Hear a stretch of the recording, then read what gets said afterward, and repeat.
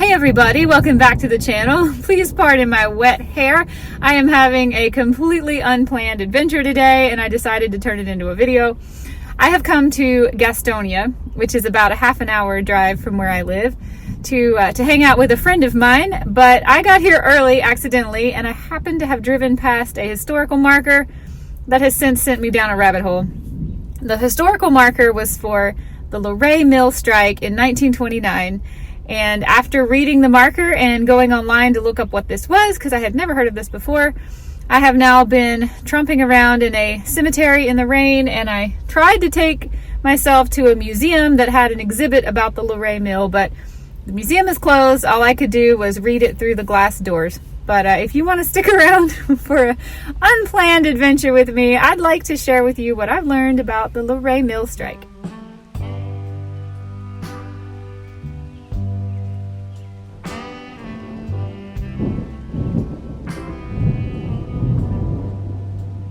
By the early 20th century, the American South had become a booming center for textile manufacturing.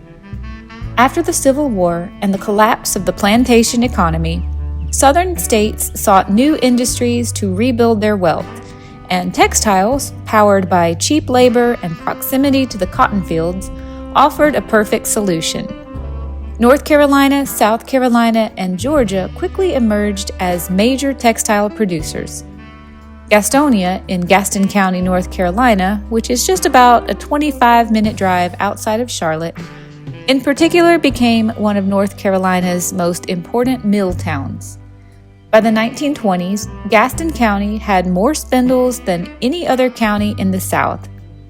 Textile mills lined the railroads and the highways, and their towering smokestacks loomed over the skyline like monuments to modern industry. The Loray Mill was the largest and most prominent of these mills. Completed in 1902 by the Manville Jenck Company, it was a sprawling brick complex with more than 300,000 square feet of manufacturing space, and it was among the largest mills in the world at the time.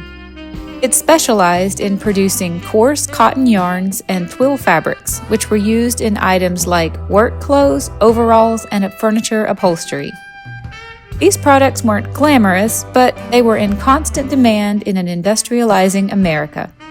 Loray and other mills in Gastonia ran around the clock to meet the needs of factories, wholesalers, and garment producers across the country.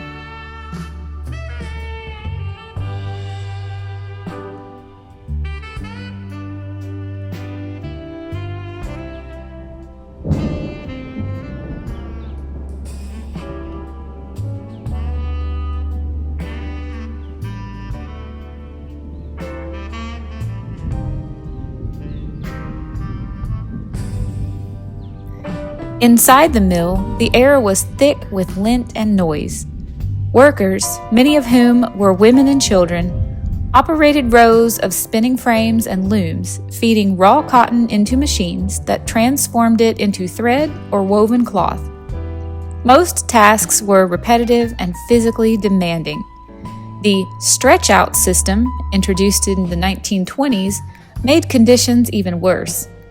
Under this policy, workers were assigned more machines and expected to maintain high output with fewer breaks and no increase in pay. A single worker might be responsible for dozens of spindles or looms, with the constant threat of wage cuts or dismissal if they failed to keep up. The higher-paying textile-related jobs went to the white employees, whereas any black employees were put to work doing the most menial and lowest-paying tasks, such as sweeping the floors and garbage removal. Supervisors watched closely, and production quotas were rigidly enforced.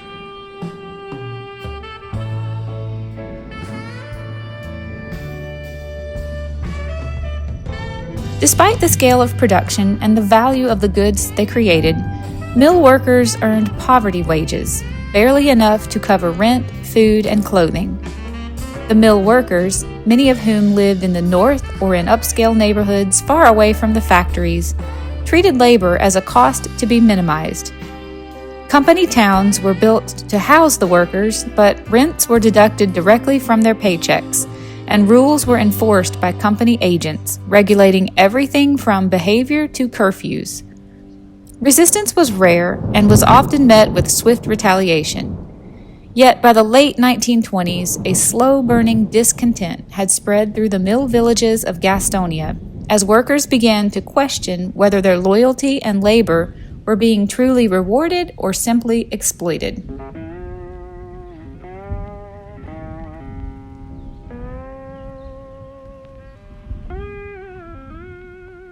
In the spring of 1929, a fierce labor battle erupted in Gastonia, North Carolina, and at the center of this storm was the Loray mill.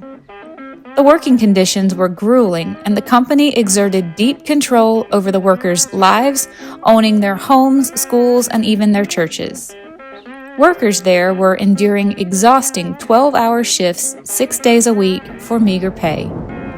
Textile workers across the South were facing similar exploitation, but in Gastonia, these tensions finally boiled over into open defiance.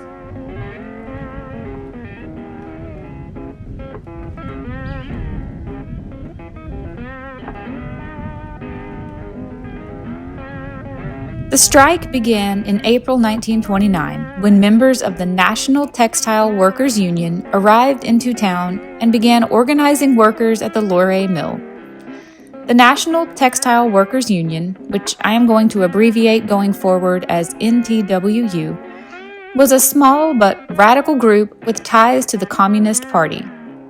Most small local unions had been crushed or co-opted by management, but the NTWU offered something new, a promise to fight for better wages, shorter hours, and an end to the oppressive stretch-out system that forced workers to do more labor with fewer people. Roughly 1,800 workers, many of them women, walked out of the Loray mill and off the job with the arrival of the NTWU. Women, children, men, blacks, and whites, all together united in their insistence on better treatment and better wages.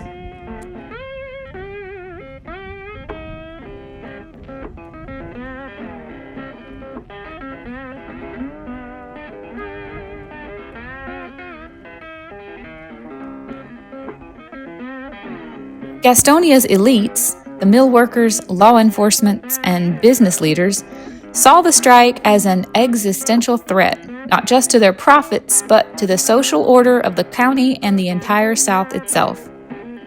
The idea that outside agitators were stirring up workers with communist propaganda spread quickly, and anti-union rhetoric dominated the local presses. Within days of the strike's start, workers were evicted from their mill-owned housing. Many of these workers found shelter at a makeshift tent colony just outside of the town, where the NTWU helped provide food, medical care, and support. Life in the tent colony was hard, but it came to be viewed as a symbol of resilience. The NTWU's involvement drew intense scrutiny. Southern conservatives pointed out the union's communist ties as proof that the strike was not about wages or conditions, but about revolution. In reality, most of the strikers were not communists, but just poor textile workers desperate for a change. In those days, red baiting was an effective tool for employers, and union leaders found themselves branded as enemies of the state. The violence and backlash that followed scared off many future labor efforts in the South for years to come.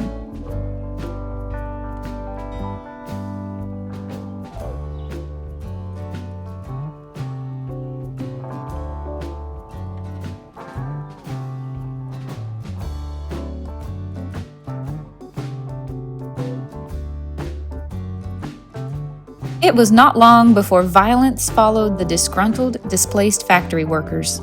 On April 18th, a group of men, including local police officers and sheriff's deputies, stormed the tent colony outside of town and tore it all down. Several union members were arrested and viciously beaten. The message was clear: organizers were not welcome in Gastonia. But when the strikers held firm, the conflict escalated even further.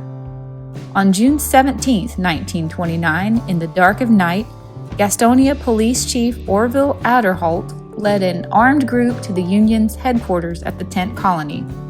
A confrontation broke out, shots were fired, and Chief Adderholt was fatally wounded.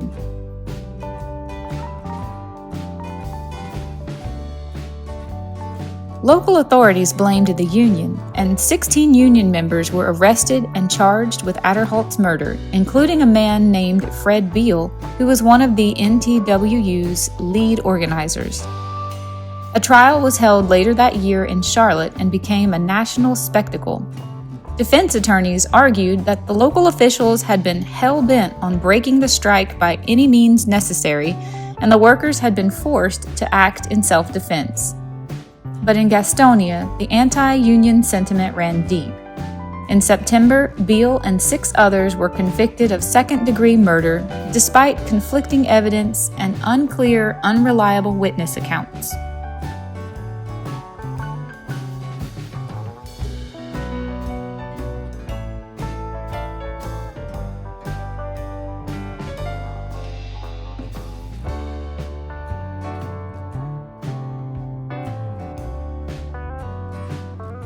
The strike collapsed soon after, and the Loray mill reopened under even tighter control. Many of the original strikers were blacklisted from working in the industry altogether. But the events in Gastonia had made national headlines. For the American labor movement, the Loray mill strike became a cautionary tale of class warfare, racial tension, and violent suppression in the Jim Crow South. For civil rights activists and labor historians, it marked a moment when black and white workers briefly united in pursuit of common justice, only to be crushed again by a system determined to keep them divided.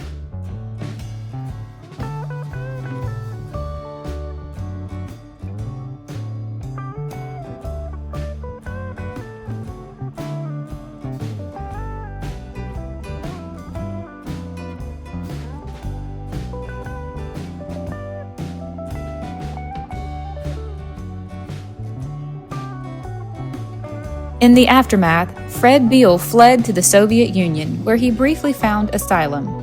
But disillusionment with Stalin brought him back to the U.S., where he later testified against communist involvement in labor unions. His shifting loyalties made him a controversial and distrusted figure.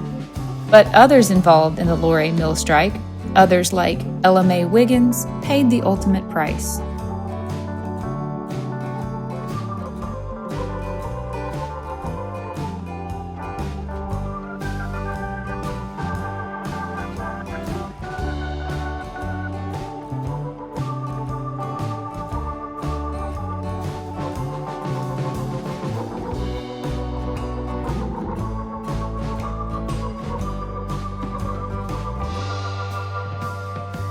Born in the year 1900 in Sevierville, Tennessee, Ella Mae Wiggins was a prominent figure in the 1929 Loray mill strike. Ella was a single white mother with 9 children who had worked in the textile factory, enduring the harsh working conditions, long hours, and low wages. Outside of the mill, Ella was a talented folk singer and balladeer, and she used the songs that she had written to inspire and unify the striking workers, telling their stories through songs. Her ballads gave a human voice to the struggles faced by the mill workers, highlighting themes of injustice and hope for change. For copyright reasons, I can't share her songs here in this video, but I would highly encourage you to type "The Mill Mother's Lament" into the YouTube search bar and give it a listen. The song gives me chills as it very simply but poignantly describes what it's like to try to make ends meet and provide for a large family on such meager means.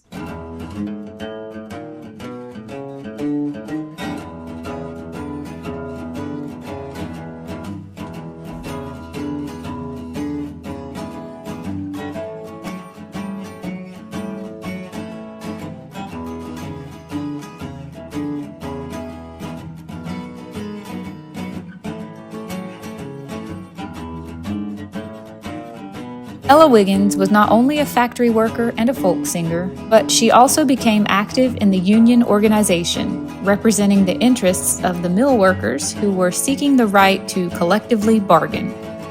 She became well known for her activism with the NTWU, specifically seeking to unite the oppressed workers across racial lines, a stance that was radical and dangerous in the Jim Crow South. Ella was very outspoken about the discrimination and exploitation of all workers, but specifically against women and blacks, who were bearing the worst burdens of the oppressive stretch-out system. Through her music, she began to be viewed as both a cultural symbol and as a feared agitator among the mill workers and local authorities. She began to face harassments, threats, and intimidation not only from the mill owners, but also from local vigilantes who saw the union's loose communist connections as a direct threat to the established social order. Despite these dangers, Ella continued her work and her folk music with courage and determination.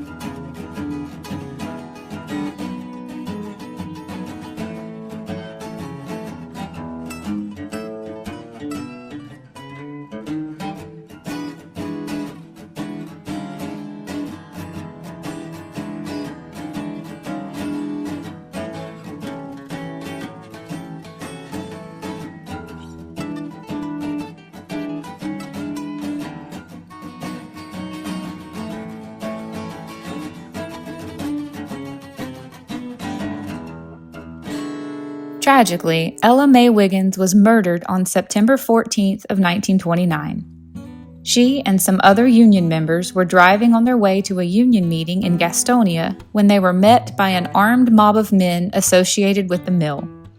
They turned around to go back and were able to drive about 5 miles before they were stopped by a car. Armed men jumped out of the car and began shooting. Ella, who was visibly pregnant, was shot in the chest and killed on the spot. No one else was killed, leaving many people to speculate that Ella was the sole target of the ambush. Despite the murder taking place in broad daylight and in front of over 50 witnesses, her killers were never brought to justice. 5 Loray Mill employees were charged with her murder, but they were acquitted after only 30 minutes of jury deliberation. Only in recent years has she been honored and remembered as a hero and a martyr of the Southern labor movement.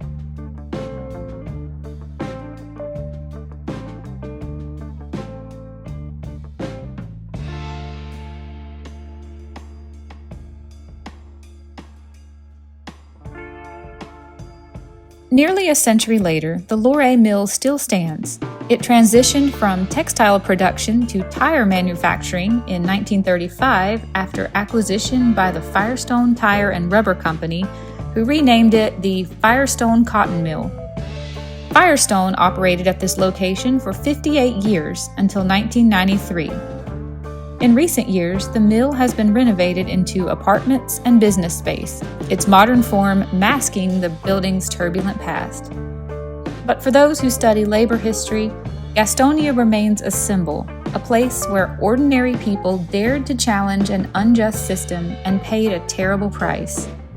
The 1929 strike did not succeed in winning better conditions at the time, but it helped lay the groundwork for later labor protestations and showed the rest of the country just how volatile the struggle for workers' rights could be, especially in the South.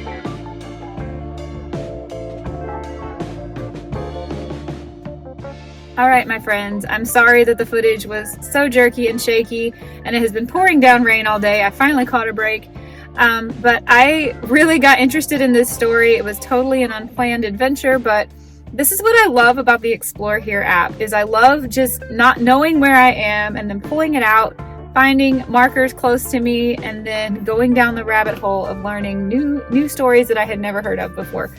It's kind of like my Pokemon Go, and I have the greatest time using this app to learn more. And I hope you enjoyed the story of Loray Mill, the strike in 1929, and Ella Mae Wiggins. I'll see you guys another day, and hopefully a more well thought out adventure.